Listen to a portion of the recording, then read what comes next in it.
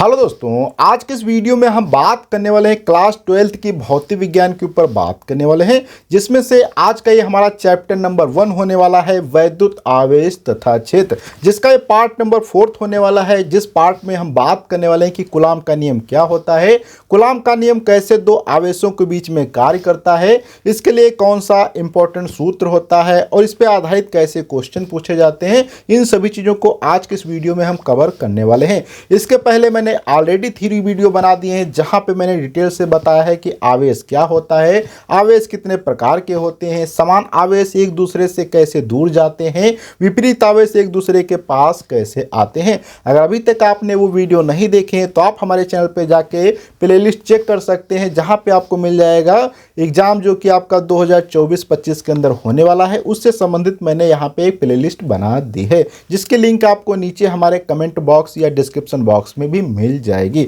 तो आज का वीडियो स्टार्ट करने से पहले सभी लोगों से रिक्वेस्ट है, अगर अभी तक आपने हमारे चैनल को सब्सक्राइब नहीं किया तो प्लीज सब्सक्राइब कर लीजिए, साथ में बेल आइकन को प्रेस कर दीजिए, जिससे आपको हमारे हर एक नए वीडियो की नोटिफिकेशन सबसे पहले मिल सके। तो बिना देर किए करते हैं आज का वीडियो स्टार्ट। तो सबसे पहले हम यहाँ पे समझने वाले हैं कि कूलाम का नियम क्या होता है और ये कूलाम का नियम कैसे कार्य करता है।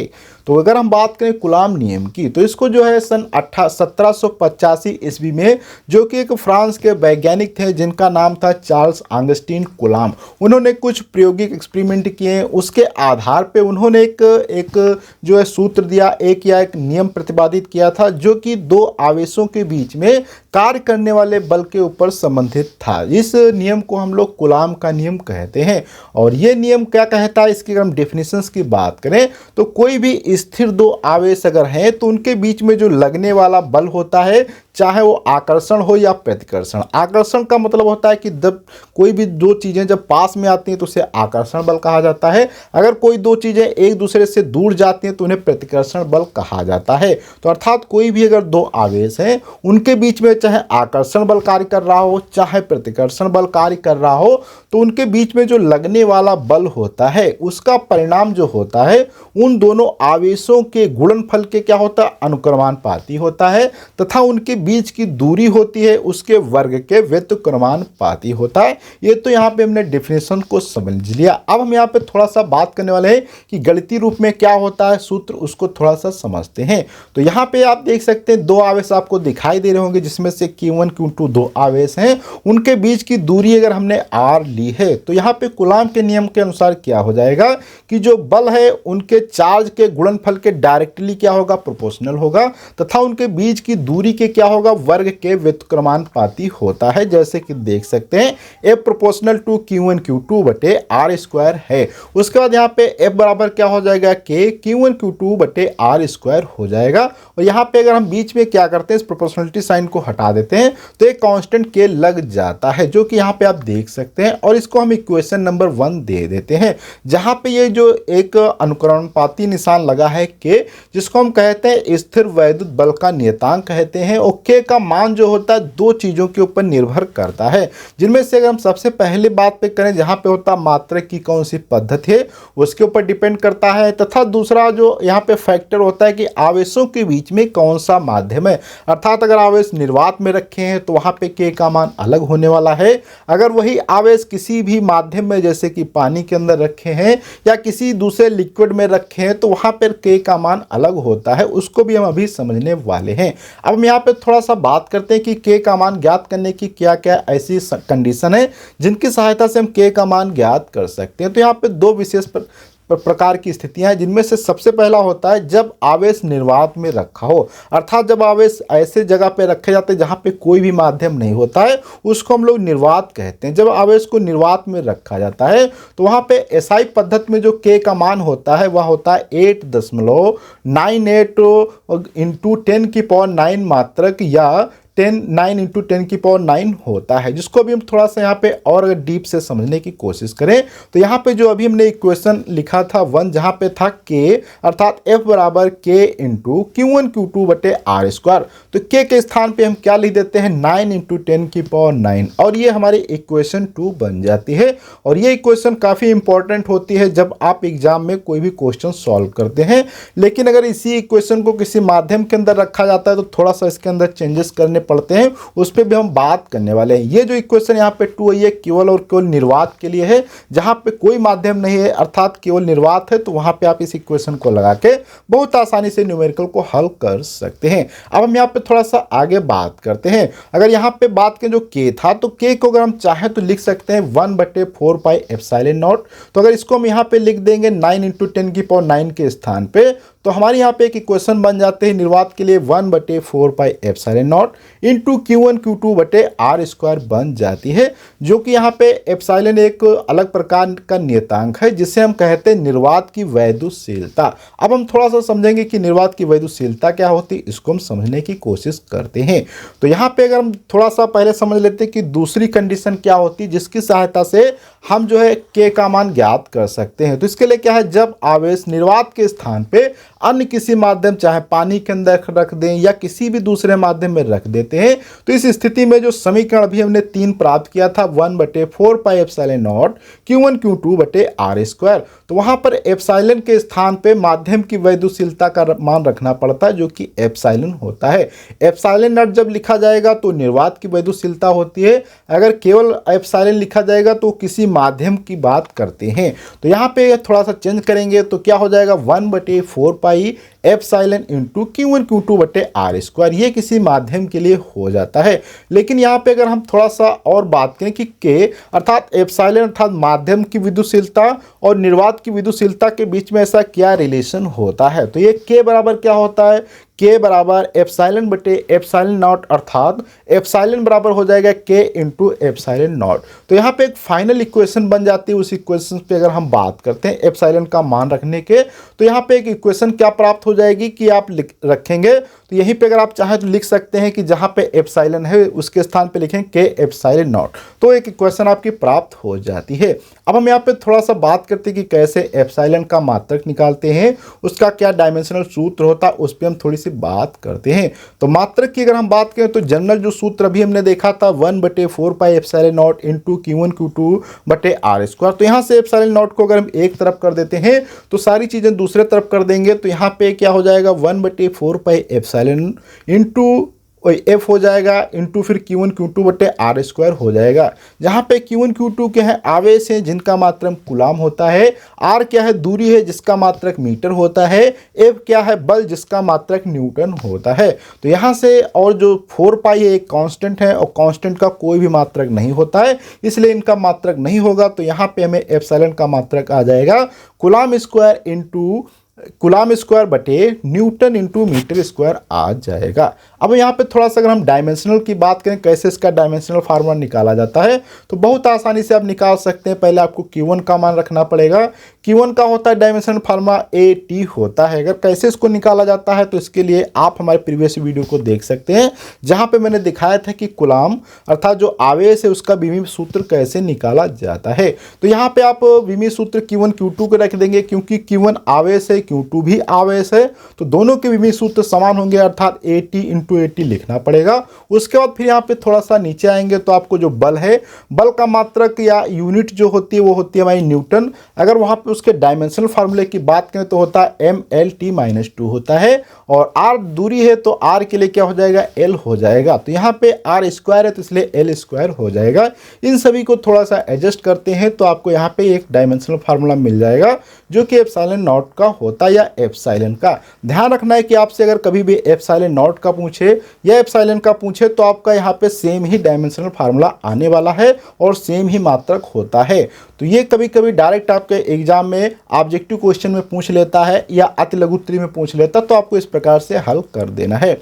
अब हम यहाँ पे थोड़ा सा आगे बात करते हैं इसके बाद कि माध्यम का परावैद्युतांक क्या होता है, जो कि अभी हमने बात किया था के। तो के क्या होता है इसकी थोड़ी सी अगर हम डेफिनेशंस पे बात करते हैं तो किसी माध्यम को वैद्युशीलता तथा निर्वात की वैद्युशीलता का अनुपात, कहने का मतलब है कि माध्यम में अगर कोई वैद्युशीलता है उसी का निर्वात में वैद्युशीलता है तो उसके अनुपात को हम लोग कहते हैं माध्यम का परावैद्युतांक कहते हैं, अर्थात विशिष्ट परावैद्युत कहते हैं या इंडक्टिव कैपेसिटी कहा जाता है। अब यहाँ पे इसका दूसरा भी एक नाम है जिसको हम कहते हैं सापेक्ष वैद्युतशीलता अर्थात रिलेटिव परमिटिविटी। इसको कैसे हम लोग जनरली लिखते हैं, और यहाँ पे अगर हम इसी को थोड़ी सी एक और डेफिनेशंस पे बात करें तो किसी माध्यम का परावैद्युतांक को वायु अथवा निर्वात में कुछ दूरी पर स्थित दो वैद्युत आवेशों के बीच लगने वाले वैद्युत बल तथा उन्हीं आवेशों को उतनी ही दूरी पर उसी माध्यम में रखने पर उनके बीच लगने वाले बल के अनुपात को कहते हैं। कहने का मतलब क्या है कि अगर कोई भी दो आवेश हैं, अगर उन दोनों आवेशों के बीच में जो बल लगता है अगर वो बल निर्वात में है वही बल किसी माध्यम में है तो निर्वात में जितना बल लगता है उसका मान रखना है, फिर जो किसी माध्यम में बल लगता है उसके मान को रखना है, और ये जो दोनों अनुपात आते हैं इसे ही माध्यम का परावैद्युतांक कहा जाता है या सापेक्ष वैद्युतशीलता कही जाती है। इसको यहाँ पे आप देख भी सकते हैं, जनरल फॉर्म में लिखा है तो एफ मतलब होता है मीडियम के अंदर बटे एफ ए अर्थात निर्वात के अंदर बराबर के आ जाएगा। बहुत आसानी से यहाँ पे ज्ञात कर सकते हैं, और हमेशा जो वैद्युतशीलता अर्थात फोर्स जो होता है, बल होता है, वो निर्वात में ज़्यादा लगता है किसी माध्यम की तुलना में। अब हम यहाँ पे थोड़ा सा और बात करें इसी समीकरण से, तो समीकरण फोर्स से निर्वात के अतिरिक्त अन्य किसी माध्यम के कूलाम के नियम का स्वरूप क्या हो जाता है, तो यहाँ पे आ जाएगा 1/4 पाई एप्सिलॉन इंटू के Q1 Q2 बटे आर स्क्वायर, जो कि यहाँ पे 5 है। अब हम यहाँ पे थोड़ा सा बात करते हैं कि परावैद्युतांक होता है, इससे संबंधित इंपॉर्टेंट पॉइंट क्या क्या है। तो यहाँ पे अगर हम बात करें तो परावैद्युतांक क्या होता है, एक विमाहीन राशि होती है, इसका कोई भी मात्रक नहीं होता है, अर्थात इसका कोई मात्रक नहीं होता है। के का मान माध्यम की प्रकृति पे निर्भर करता है। निर्वात के लिए के का मान कितना होता है, 1 होता है। आपको याद रखना है, कंपटीशन में या कोई भी न्यूमेरिकल एग्जाम में कभी कभी इसकी जरूरत पड़ जाती है। इसके बाद अगर हम बात करें निर्वात के लिए या परावैद्युत कोई भी माध्यम है उसके लिए, तो क्या होता है, इसका मान 1 to इन्फिनिटी के बीच में कुछ भी हो सकता है। अगर वहीं पे माध्यम कोई धातु है अर्थात किसी मान लिया एल्युमिनियम के अंदर आवेश रखे हैं या कहीं पे, तो वहां पे इसका मान जो होता है के अर्थात 0 होता है। अब हम यहाँ पे थोड़ा सा और बात करते हैं कि कूलाम के नियम से संबंधित क्या क्या इंपॉर्टेंट पॉइंट हैं जो कि आपको कुछ याद होने चाहिए। जैसे कि कूलाम का नियम जो है एक प्रायोगिक प्रक्षेपणों के ऊपर आधारित है जिसे सैद्धांतिक रूप से स्थापित नहीं किया जा सकता, अर्थात ये क्या एक्सपेरिमेंटल जो रिजल्ट आता है इसको आप अपनी मनगढ़ंत कहानी की सहायता से सिद्ध नहीं कर सकते, इसको एक्सपेरिमेंट की सहायता से सिद्ध किया जाता है। इसके बाद बात करें तो यह नियम जो है बिंदु आवेशों के लिए ही सत्य होता है, अर्थात ये जो छोटे से आवेश होते हैं जहां पे एक ही पॉइंट पे सारे आवेश स्थित हो तो उसके लिए सत्य होता है। ऐसा नहीं कि कोई बड़ी प्लेट है तो उनके बीच में बल सेम लगेगा, उसके लिए थोड़ा सा सूत्र के अंदर चेंजेस करने पड़ते हैं, जिस पे भी हम बात करेंगे, सेपरेट वीडियो में डिटेल से बात करने वाले हैं।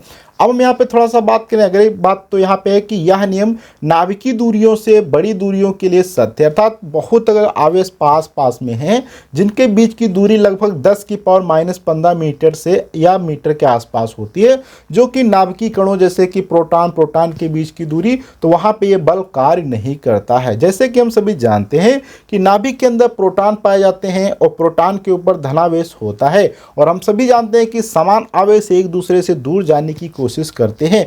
तो अगर हम कूलाम के नियम की सहायता से देखें तो फिर प्रोटॉन एक दूसरे से दूर जाने चाहिए, फिर भी वो नाभिक के अंदर ही बने रहते हैं, तो वहाँ पे कूलाम का नियम कार्य नहीं करता है। वहाँ पे कुछ दूसरे टाइप के बल कार्य करते हैं जिसके कारण प्रोटॉन आपस में रहते हैं।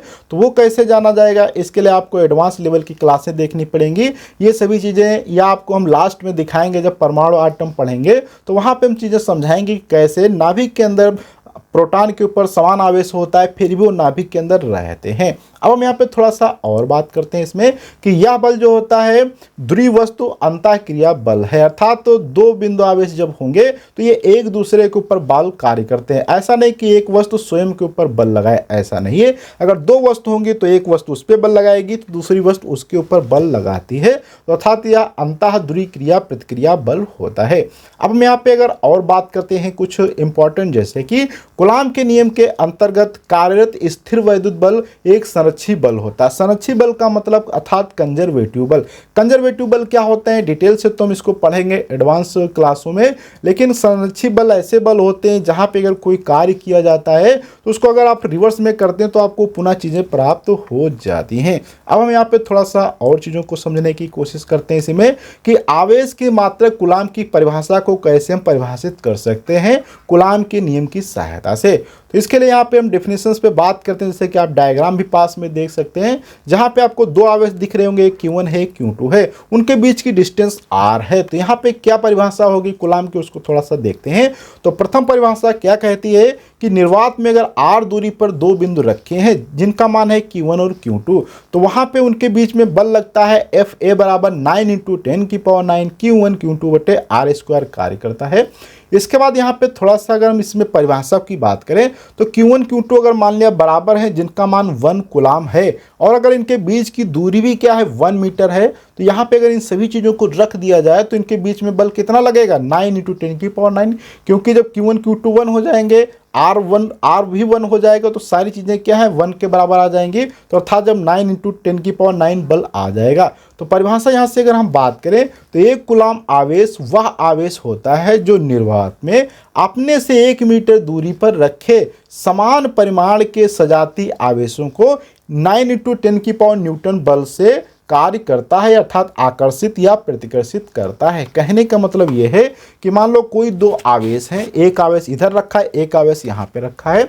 अगर इन आवेश का मान अगर 1 होगा तो फिर इनके बीच में अगर दूरी भी 1 इकाई हम ले लें तो यहाँ पे बल अगर 9 × 10⁹ कार्य करता है तो ये फिर आवेश कितने होंगे 1 कूलाम होंगे। कहने का मतलब ये है, फिर से समझते हैं कि मान लो यहाँ पे कोई दो आवेश रखे हैं, इनके बीच की दूरी अगर आप 1 इकाई लेते हैं, अगर इनके बीच में बल 9 × 10⁹ कार्य करने लगे तो फिर ये आवेश कितने होंगे 1 कूलाम होंगे। तो ये प्रथम डेफिनेशन हो जाती है। थोड़ा सा हम सेकंड डेफिनेशन के ऊपर जाते हैं। तो यहाँ पे सेकंड डेफिनेशन क्या कहती है कि किसी चालक में वैद्युत आवेश के प्रवाह की दर को वैद्युत धारा कहते हैं।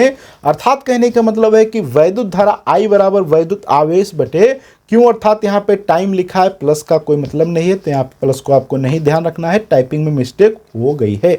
तो वैद्युत आवेश बटे समय हो जाता है। अथवा अगर क्यों बराबर हम IT लिख दें तो यहाँ पे SI प्रणाली में इसका डिफिनेशन क्या हो जाएगा, आवेश का मात्रा कूलाम, धारा का मात्रा एम्पियर तथा समय का मात्रा अगर सेकंड है तो इस कारण से क्या हो जाएगा 1 कूलाम बराबर 1 एम्पियर पर सेकंड। अतः कहने का मतलब है कि अगर 1 कूलाम वह आवेश होता है जो किसी चालक में 1 एम्पियर की धारा प्रवाहित होने पर उसके अनुप्रस्थ प्रतिच्छेद से प्रति सेकंड गुजरता है, तो वो वहाँ पे क्या होती है 1 कूलाम आवेश होता है। कहने का मतलब है कि अगर इतना आवेश हम पास करें कि वहाँ पे 1 अनुप्रस्थ वहाँ पे क्षेत्रफल हो और प्रति सेकंड उसमें से 1 एम्पियर की धारा बहे तो फिर वहाँ पे आवेश कितना होगा 1 कूलाम आवेश होगा। तो यहाँ पे हमने दो डेफिनेशंस को समझ लिया।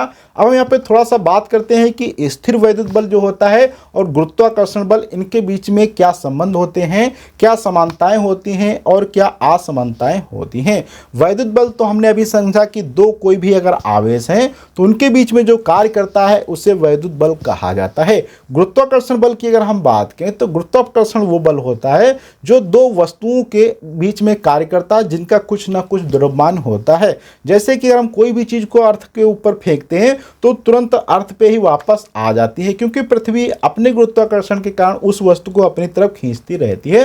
तो इसे कहा जाता है गुरुत्वाकर्षण बल। और गुरुत्वाकर्षण बल को देने वाले महान वैज्ञानिक जिनका नाम है न्यूटन ने दिया था। इसको हम डिटेल से तो क्लास 11th में पढ़ चुके हैं। यहाँ पे हम थोड़ा सा इसको शॉर्ट में समझ लेते हैं कि इनके बीच में क्या समानताएं होती हैं। जैसे कि यहाँ पे Q1 Q2 दो अगर आप आवेश देख सकते हैं जिनके बीच में अगर डिस्टेंस R है, तो यहाँ पे जो बल कार्य करता है वो बल का सूत्र यहाँ पे आप देख सकते हैं क्या होता है, F बराबर 1/4 पाई एप्सिलॉन Q1 Q2 बटे R², जो कि कूलाम के नियम से है। अगर वहीं पे अगर दो मास रखें, जैसे कि मान लो M1 M2, आप जैसा कि डायग्राम में देख सकते हैं, उनके बीच के अगर डिस्टेंस R है तो वहाँ पे कौन सा बल लगता है जिसका मान है G M1 M2 बटे R²। जी यहाँ पे क्या होता है, यूनिवर्सल ग्रेविटेशनल कांस्टेंट होता है जिसका मान लगभग 6.67 इंटू 10 की पावर समथिंग होता है।